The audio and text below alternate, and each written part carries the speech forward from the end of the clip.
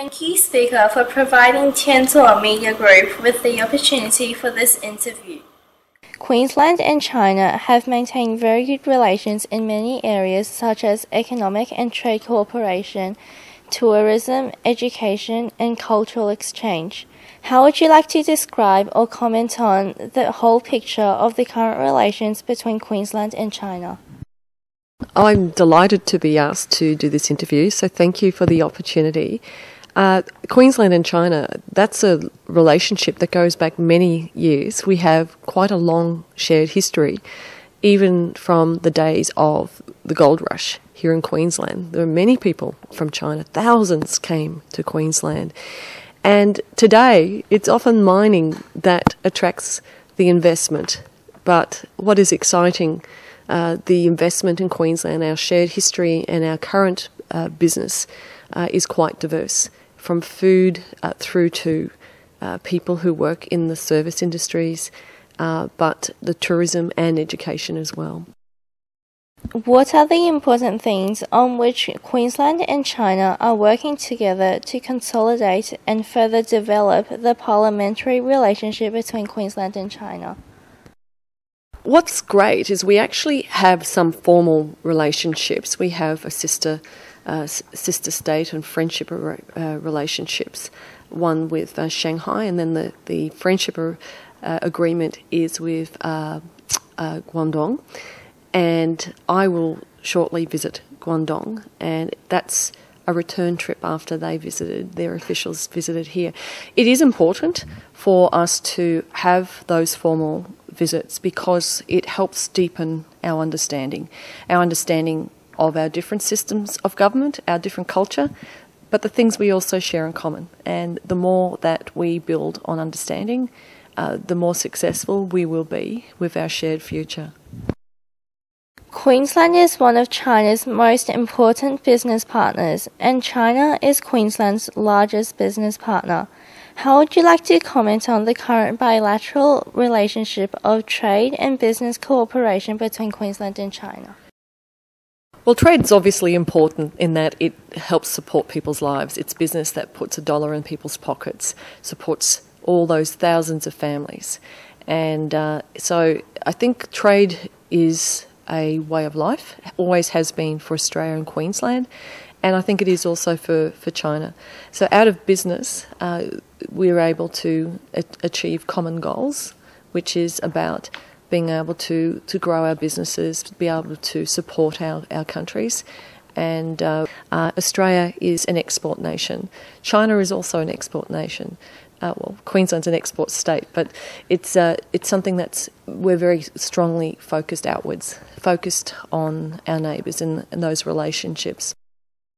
In your opinion, what are the largest challenge and the most favourable opportunity currently for both Queensland and China to deepen the Queensland-China business cooperation? I think education is a great opportunity, and it's also a challenge for us here in Australia to ensure we have more young people who travel and live in Asian nations, and particularly in China, and for our friends in China to send your young people here. Australia is a wonderful country to come and study in, but to go beyond just language studies, we need young Australians and also young Chinese people who have language skills but who also have an understanding and a love of each other's countries.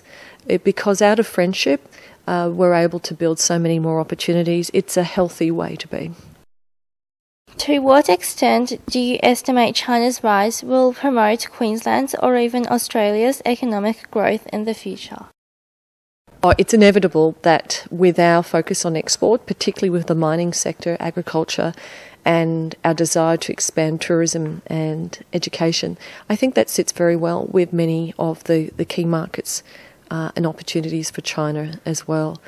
And there are more Chinese tourists who are visiting Queensland, and you see this maturing of the tourism market. People initially will come in tours, and then they will develop their own holidays where they are free to come and go. Australia is a great country to visit. There's so much diversity and we do welcome visitors. So I'm sure that we will see more and more people who will get off the usual tourism track and start to see the heart and soul of our country, and we welcome that. You made persistent efforts in your political career over the last decades. During the time, you won 8 elections. People are impressed with your reputation for hard work and diligent service to the Queensland community. Could it be interpreted that serving people is the most important reason for you to develop your political career? Well, thank you for your comments. And yes, I do. I believe that the servant style of leadership is the most powerful, that leadership is about unlocking the potential in other people. And we all have wonderful opportunities in our countries with the skills we have. We often stand on the shoulders of the work that people have done before us. So I think that we have a responsibility to leave a legacy for the next generation. And for leadership, that means serving. It means that the greatest legacy we can leave is to invest in people. And that's why I think education and exchange programs between our countries is very, very important, because we create a legacy of shared understanding, and out of that comes opportunity. In 1992, you set a record, becoming the youngest female elected to the Queensland Parliament.